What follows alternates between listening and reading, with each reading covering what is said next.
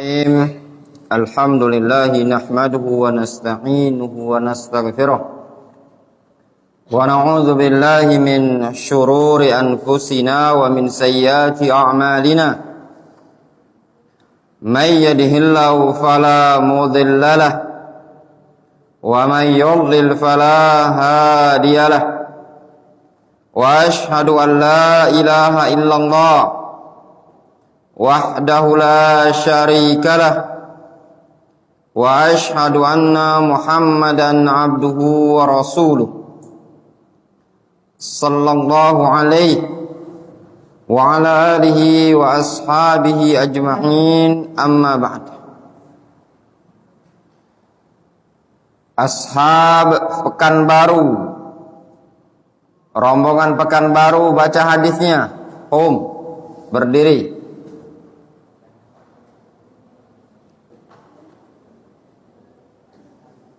Yo.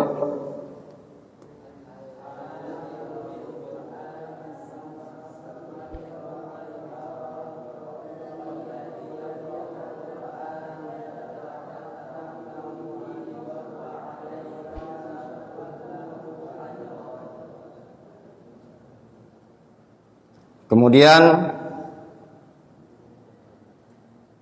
seluruh yang dari Sumatera, mau Palembang, mau Aceh udah hafal belum? Belum. Bacalah.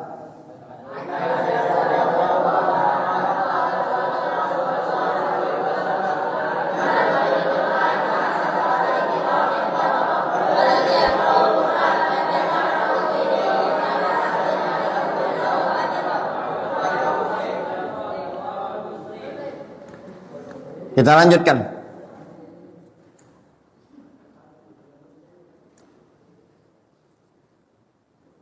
Qala al-musannif rahimahullahu ta'ala, berkata al-musannif, penulis buku ini, yaitu Syekh Muhammad ibn Abdul Wahhab rahimahullahu ta'ala.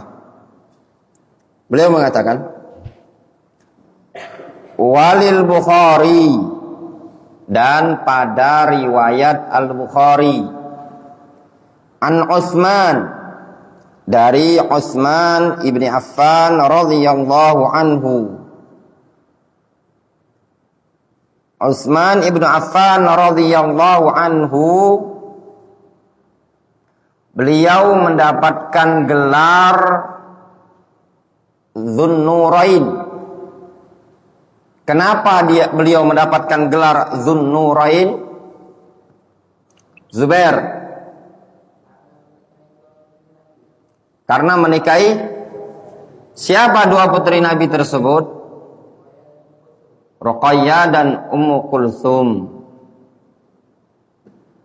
Pertanyaan berikutnya, apakah Utsman ibnu Affan ikut dalam Bai'atur Ridwan? Umair. Kenapa tidak?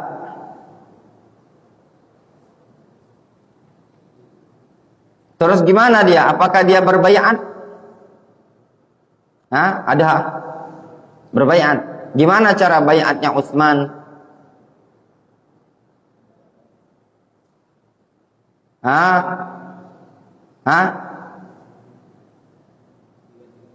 Digantikan oleh Rasul. Rasul mewakilkan tangan beliau sebagai pengganti tangan Utsman. Utsman mengatakan, anna Rasulullah sallallahu alaihi wasallam qala, bahwasannya Rasulullah sallallahu alaihi wasallam beliau pernah bersabda,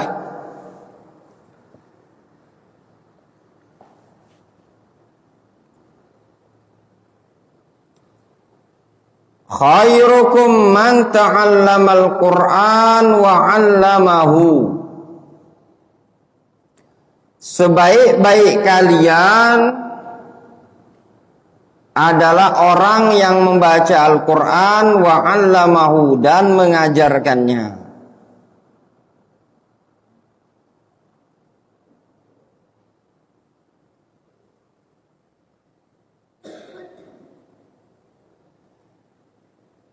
dalam hadis ini dibawakan oleh Syekh Muhammad ibnu Abdul Wahhab rahimahullahu taala pada konteks tentang keutamaan belajar dan mengajarkan Al-Quran.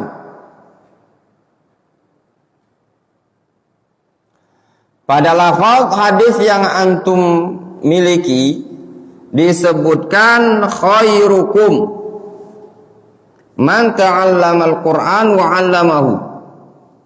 Namun ada juga riwayat lain juga sama dalam riwayat Bukhari dengan lafaz afdalukum, dengan lafaz inna afdalakum man ta'allama al-Quran wa 'allamahu.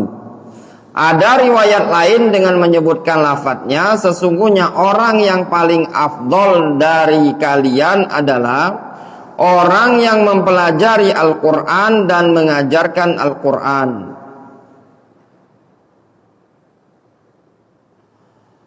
Hadis ini menunjukkan tentang keutamaan orang yang belajar Al-Quran, mencakup belajar cara membaca Al-Quran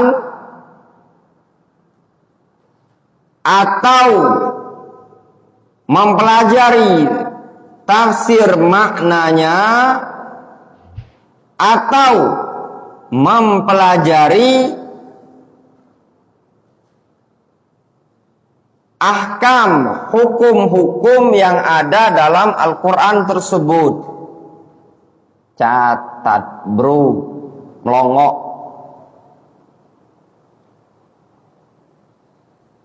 Zaki tidak nyatat, Hakim Hoji dia nyatat tuh. Syauki juga ngelongok. Baca nulis. Catat kalau baca nulis. Bingung apa yang mau dicatat? Zubair, apa catatan antum? Maksud dari hadis ini mencakup apa saja tentang keutamaan mempelajari Al-Quran?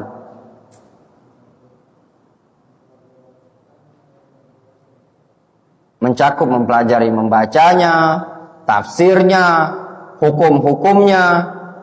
Catat pakai buku tulis. Ya, jangan melongok. Itu contoh-contoh kegagalan dalam menuntut ilmu. Ya, tidak nyatat.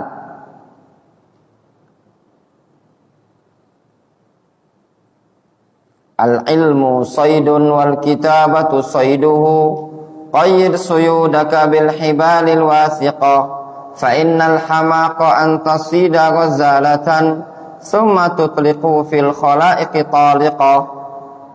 Kata Ibnu Faris, al-ilmu saydun wal kitabatu qayduhu.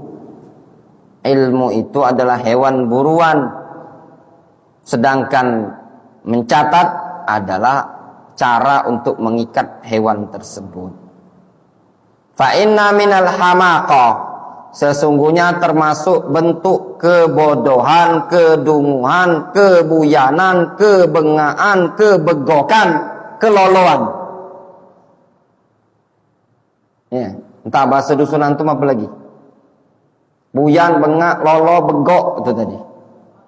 Antasida ghazalatan, engkau berburu hewan buruan berupa kijang, summa tutliqu fil khalaiqi taliqah. Kemudian engkau lepaskan di gerombolan manusia yang siap mengintainya. Sudah jauh-jauh mondok, enggak nyatat. Ya.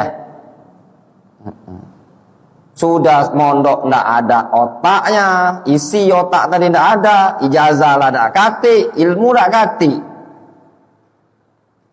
Cak mana Abu Zain? Ya, mondok ijazah kati, otak ndak berisi. Terus apa yang mau antum andalkan? Ya ndak? Kalau ndak ada ijazah, mondok lah ndak ada gelar, apa gelar MA, LC, doktor. Isi juga ndak ada, ndak laku antum, ndak ada orang mau belajar. Ya ndak? Nah itulah makanya suruh perhatikan ilmu dengan baik. Nyatet, jangan melongok. Ya, yang ndak nyatet itu adalah orang yang goblok, buyan, bengak, lolo, dungu, kok apa lagi? PAA. Kok kasar nih Ustaz? Lah itu tadi penyair Ibnu Faris mengatakan fa inna minal hamaqah, termasuk bagian dari hamaqah. Hamaqah itu artinya dungu. Antasida ghazalatan, engkau berburu hewan buruan kemudian dilepaskan. Buyan enggak? Orang Pekanbaru. Antum nangkep itu ada kijang rusa. Sudah ditangkep, antum lepaskan. Buyan enggak? Buyan, itu buyan. Nanti catat ini mufradat Palembang. Kaki antum dicaci maki sama budak-budak Palembang ini antum tahu. Ya. Palembang ini bodoh. Itu bahasa Palembangnya buyan, bengak, begok, lolo. Iya, ada bahasa ini. Apa lagi? Nanti antum tidak tahu. Itu penting. Disebutkan dalam suatu riwayat yang palsu. Wal makna sahih.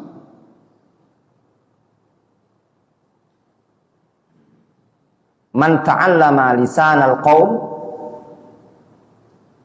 amina min makrihim. Kata Syekh Mubil, al-hadis tidak sahih. Maudhu kalau tidak salah atau dhaif jiddan. Walakinnal makna sahih.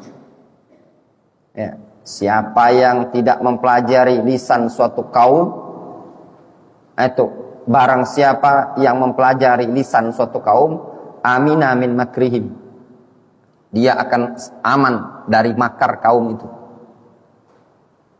Iya. Datang ke Palembang. Berapa ini? Tante, saya mau beli, bukan wong kita ini, mahal telah. Iya tak? Tapi ngomong, berapa? Yuk ini 10.000. Wah, mahalnya yuk. Sudahlah, 5.000 baik. Padahal memang harganya 5.000, nak dinaikkan 10.000 karena antum muka-muka pecah mirip-mirip wong Betawi. Nah, itu tadi. Ya. Ya dah ada. Hanya antum perlu belajar kosakata bahasa suatu kaum. Ya. Jelas. Catat. Tadi kata Ibnu Faris, orang yang belajar tidak nyatet termasuk bentuk kebodohan. Ya. Udah jauh-jauh mondok, ada yang dari Pekanbaru, ada yang dari Aceh Nangguru Darussalam. Bayang kalau antum Aceh kan, Serami Mekah, ini Palembang Darussalam antum. Ada yang lagi yang dari mana? Lubuk Linggau, ada yang dari jalur, ada yang menempuh sungai, menempuh lebak, menempuh jalur, menempuh jalan gang. Ada yang dari Gandus, ada yang dari Tegal Binangun. Antum di mana? Fikih Tegal Binangun, Cauki Gandus, Randis Kayu. Itu dari Pali. Itu dari arah mana? Selapan ujung itu nah. Belajar, catatlah jauh-jauh. Sudah meninggalkan emak, meninggalkan bapak, meninggalkan adik. Catat, ada faedah itu. Jelas tadi? Maksud dari orang yang mempelajari Al-Quran mencakup orang yang mempelajari cara membaca Al-Quran dan mempelajari apa? Tafsirnya serta mempelajari apa? Hukum-hukum yang ada dalam Al-Quran tersebut. Dan juga hadis ini terdapat faedah tentang keutamaan orang yang mengajarkan Al-Quran. Ya.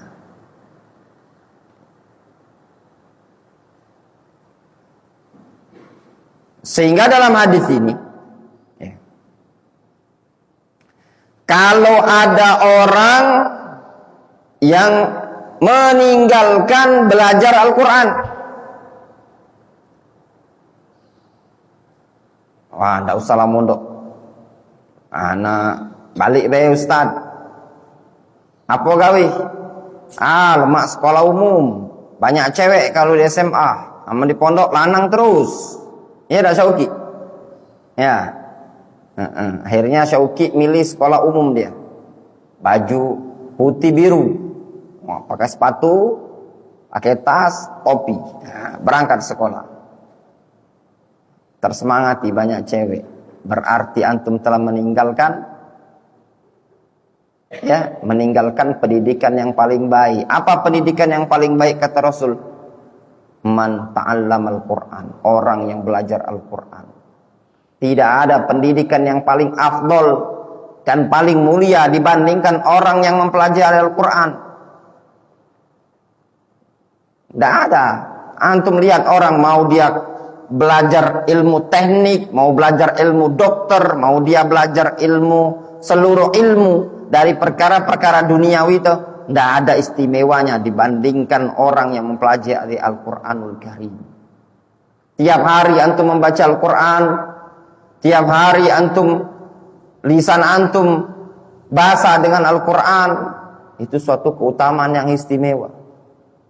Sehingga apabila dia meninggalkan ilmu dari Al-Quran tersebut, lalu lari kepada ilmu-ilmu yang lain yang tidak galak mondok, kabur.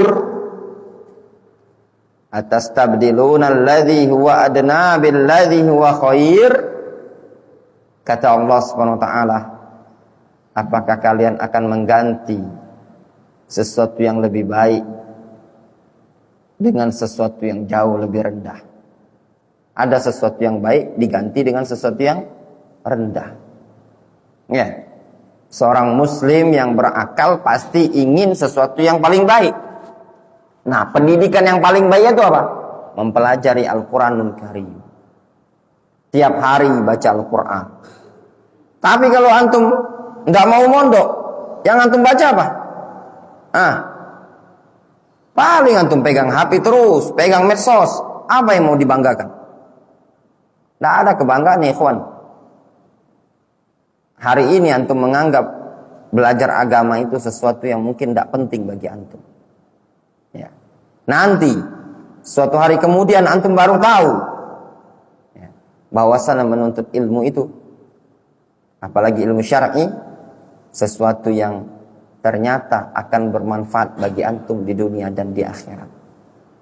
Dan itu terbukti, ya ikhwan. Ya.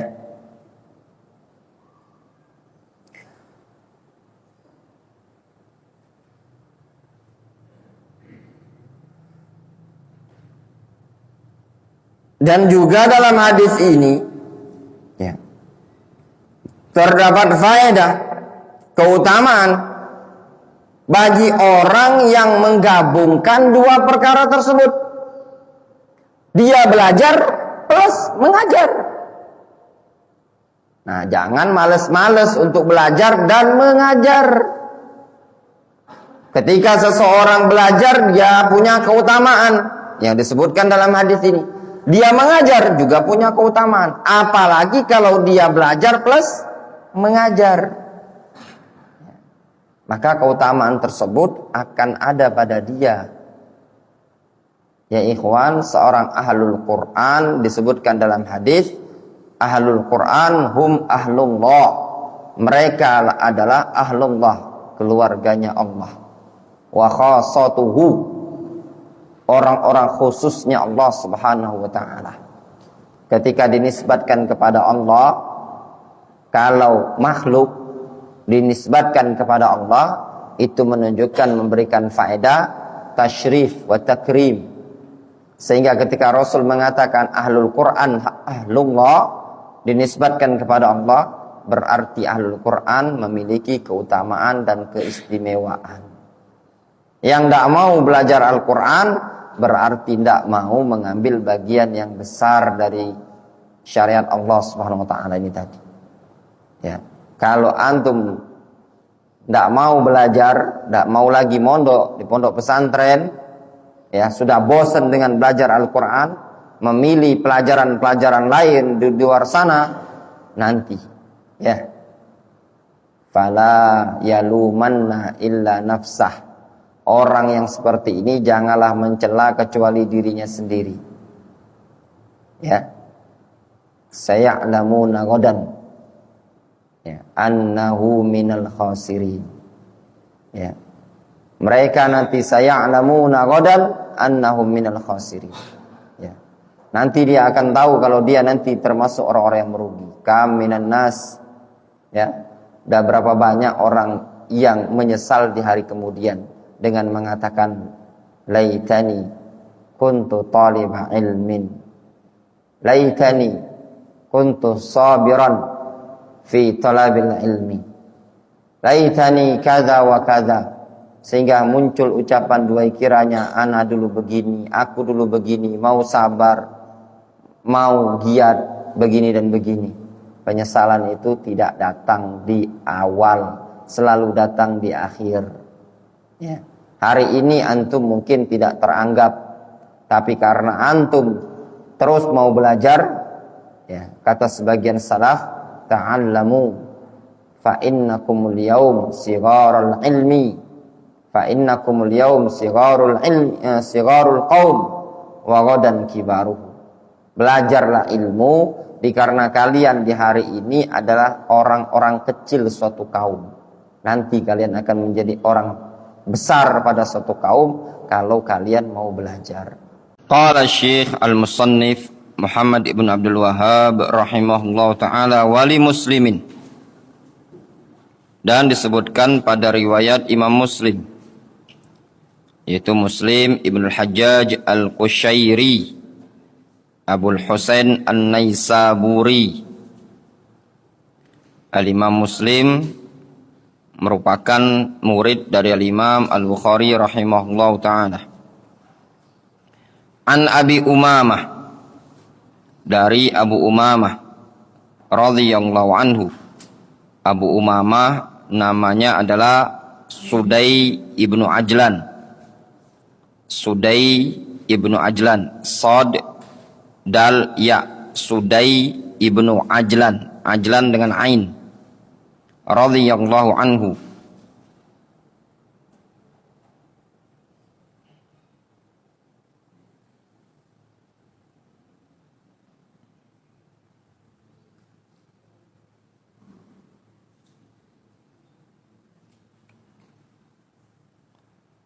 Qala, beliau mengatakan, sami'tu Rasulullah sallallahu alaihi wasallam yaqul, aku mendengar Rasulullah sallallahu alaihi wasallam bersabda, Iqra'u al-Qur'an, bacalah Al-Qur'an, bacalah Al-Qur'an.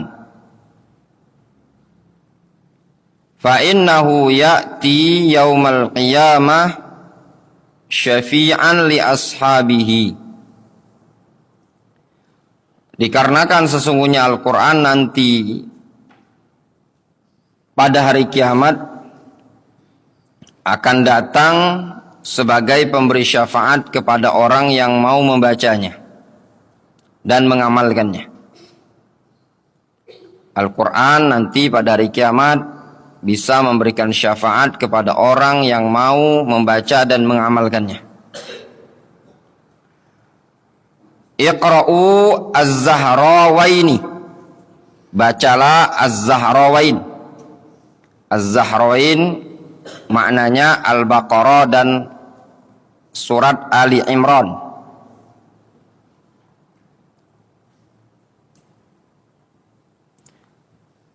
Disebut dengan Al-Baqarah dan Ali Imran, disebut dengan Zahrawain linurihima wa hidayatihima, dikarenakan cahaya yang ada pada Al-Baqarah dan Ali Imran serta hidayah yang didapatkan pada dua surat tersebut.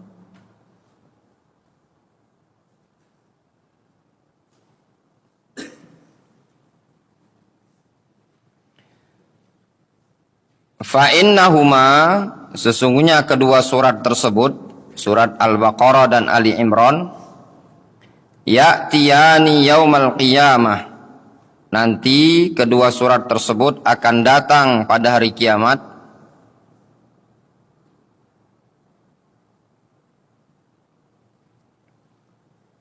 ka'annahuma ghamamatan, seakan-akan dalam bentuk ghamamah. Ghamamah itu awan yang putih lagi tebal. Nanti kedua surat tersebut akan datang dalam bentuk mirip seperti kedua awan yang tebal. Maksudnya apa? Pahalanya tadi.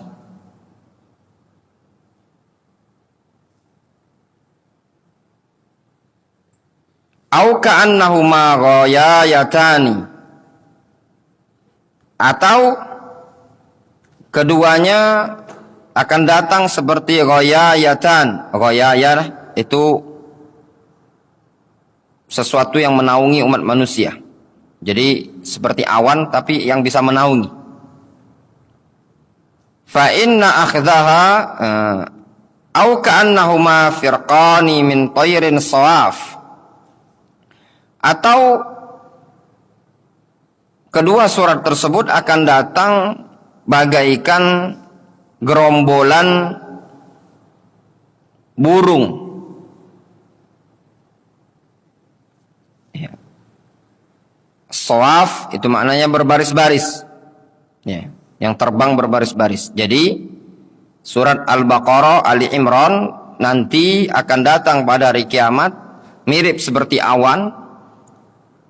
Ya, gerombolan atau kayak burung yang bergerombolan yang bisa memberikan naungan. Yuhajjani an ashabihima. Kedua surat tersebut akan membela orang yang membaca kedua surat tadi. Lalu Nabi SAW mengatakan, Iqra'u surat Al-Baqarah. Bacalah oleh kalian surat Al-Baqarah. Fa inna akhdaha barakah. Sesungguhnya membacanya, menghafalkannya, mengamalkannya adalah keberkahan.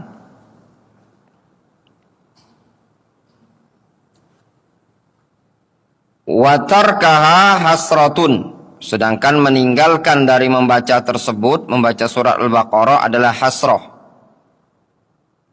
penyesalan.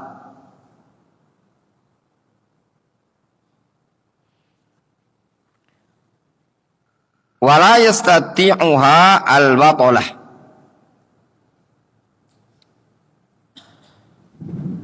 Tidak akan dimampui ya, mendapatkan keutamaan tersebut al-batalah. Lafaz al-batalah ada yang mengatakan adalah as-saharah, itu orang yang pandai bersilat ya, lidah. Ada yang mengatakan makna al-batalah arbabul bayan, yang pandai berorasi. Ada yang mengatakan makna al-batalah pemalas. Seluruh makna ini muhtamalah. Bahwasanya keutamaan yang disebutkan dalam hadis ini tidak bisa didapatkan sembarangan orang. Mau dia pandai nyihir, pandai berorasi, mau dia pandai segala urusan, tidak akan bisa didapatkan kecuali orang yang bersungguh-sungguh mau membaca Al-Quran tersebut. Dalam hadis ini atau makna hadis ini, anjuran bagi kita semua untuk membaca kedua surat tersebut. Di sini Nabi SAW menyebutkan keutamaan membaca surat Al-Baqarah dan Ali Imran.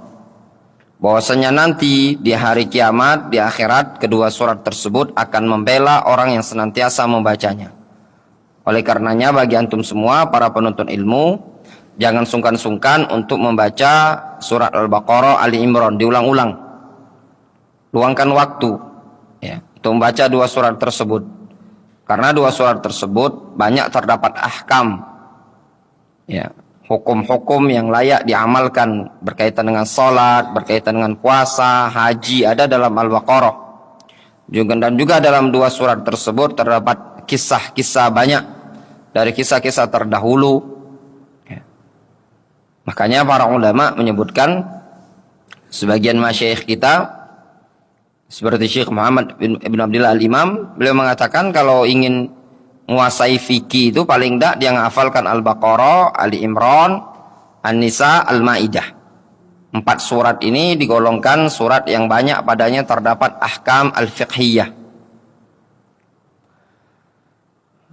Dalam hadis ini terdapat perintah dari Nabi SAW agar kita senantiasa membaca Al-Quran. Kata Rasul, Iqra'ul Quran, bacalah Al-Quran. Kenapa? Apa faedahnya? Nanti Al-Quran tersebut akan datang di hari kiamat sebagai pemberi syafaat bagi orang yang mau membacanya. Apapun ayat, apapun surat, layak dibaca.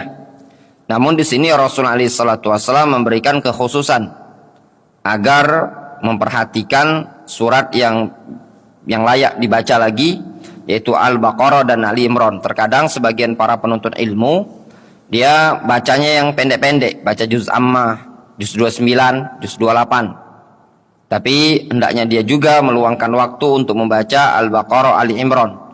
Makanya antum tertib waktunya, antum bagi ada waktu membaca Al-Quran. Kapan waktu membaca Al-Quran? Dikatakan oleh Syekh Abdul Aziz As-Sadahan dalam kitab Ma'alim fi Tariqi Talabil Ilmi pada bab Talibul Ilmi wal Masajid, bab penuntut ilmu dan masjid.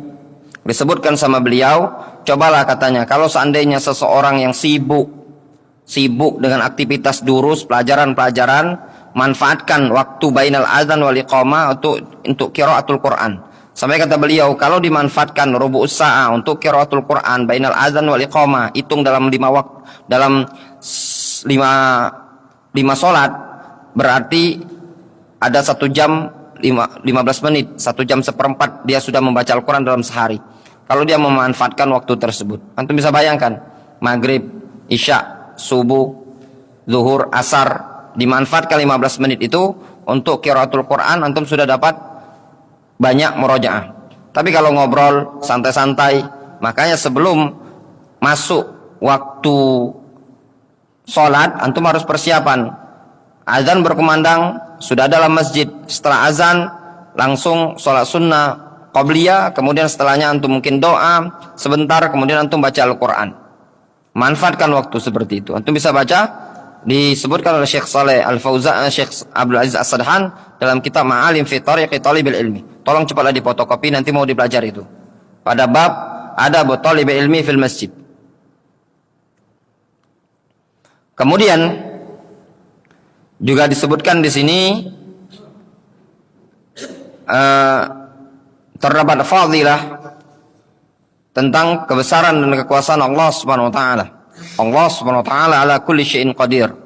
Allah Subhanahu wa taala Maha mampu ya untuk menjadikan pahala bagi orang yang membaca surat Al-Baqarah, Ali Imran dalam bentuk hissiyah. Dalam bentuk hissiyah. Yang dimaksud di sini bukan suratnya yang berubah, tapi apa pahalanya? Pahala bagi orang yang membaca Al-Quran berupa surat Al-Baqarah, Ali Imran, nanti hari kiamat pahala tersebut akan berbentuk seperti awan atau seperti gerombolan burung yang sangat besar. Ya. Jadi bisa memberikan naungan ya, dan memberikan pembelaan terhadap orang yang membacanya. Nah, kemudian di sini Nabi SAW menekankan lagi di akhir. Kata Nabi SAW, Iqra'u surat Al-Baqarah. Bacalah surat Al-Baqarah. Di awal Rasulullah SAW menekankan Iqra'u Az-Zahrawain, Al-Baqarah dan Ali Imran. Itu menunjukkan 2 surat tersebut memiliki keutamaan yang sangat besar. Namun di akhir hadis, Nabi SAW menyebutkan Iqra'u surat Al-Baqarah. Dari sini bisa kita simpulkan bahwasannya antara Al-Baqarah dan Ali Imran, maka yang paling afdal adalah Al-Baqarah. Kenapa? Dikarenakan Nabi SAW mengkhususkan secara khusus di akhir hadis dengan menyebutkan Iqra'u surat Al-Baqarah, baca surat Al-Baqarah. Di awalnya Rasul menggabungkan Al-Baqarah dengan Ali Imran, namun di akhir hadis Nabi SAW mengkhususkan agar kita membaca surat Al-Baqarah. Ini terdapat faedah isyarah dari Nabi SAW bahwasanya antara Al-Baqarah dan Ali Imran, maka yang paling afdal adalah Al-Baqarah. Kemudian Nabi SAW menekankan lagi dari sisi keafdoliyahan surah Al-Baqarah. Rasul mengatakan fa inna akhdaha barakatun. Orang yang mengambil, maksudnya membaca surat Al-Baqarah, menghafalkannya, kemudian mengamalkannya, maka dia mendapatkan keberkahan. Dikatakan oleh Imam Ibnu Qayyim rahimahullah ta'ala, yang namanya al-barakah adalah kasratul khair wa dawamuhu. Banyaknya kebaikan tersebut dan berkesinambungan kebaikan tersebut. Ya, itu yang namanya keberkahan. Sehingga tatkala seseorang mau mengambil surat Al-Baqarah, mau membaca, mau menghafal dan mengamalkannya, maka akan banyak kebaikan-kebaikan yang dia dapatkan dalam surat Al-Baqarah tersebut. Demikian juga sebaliknya, Nabi SAW menyebutkan orang yang meninggalkan surat Al-Baqarah, tidak mau membacanya, tidak mau menghafalkannya, dan tidak mau mengamalkannya, maka akan luput dari dia sekian banyak kebaikan. Makanya antum kalau sudah hafal juz mungkin 5 juz belakang, coba antum pindah ke depan. Pindah ke Al-Baqarah, Ali Imran, An-Nisa, Al-Maidah, walaupun agak panjang. Tapi jangan antum lupakan, ya. Kadang sebagian orang dia ngafalnya 10 juz akhir. Padahal yang paling penting itu ada 4 surat dalam Al-Quran yang terpenting. Yang pertama Al-Baqarah, yang kedua Ali Imran, yang ketiga An-Nisa, yang keempat Al-Maidah. Kenapa? Karena 4 surat ini banyak berporos ahkam. Ahkam ayatul tayammum, ayatul wudu, ayat waris, miras, ya, ada pada Ali Imran. Dalam Al-Baqarah banyak ayatul dain. Ahkam itu banyak berporos pada Al-Baqarah, Ali Imran, An-Nisa, dan Al-Maidah. Itu antum hafalkan. Kalaupun seandainya antum tidak bisa menghafal Al-Quran, tidak dimudahkan oleh Allah Subhanahu Wa Taala untuk bisa menghafal Al-Quran 30 juz, tapi yang minimal jangan antum lupakan menghafal 4 surat ini tadi. Kalaupun seandainya tidak bisa menghafalkan Al-Quran 30 juz, jangan lupa atau jangan antum kesampingkan menghafal 4 surat ini tadi. Karena ahkam, permasalahan-permasalahan fikih itu numpuk pada 4 surat pertama dari Al-Quranul Karim. Ya. Wallahu ta'ala alam shawab. Naktafi bihadzal qadar. Subhanallah.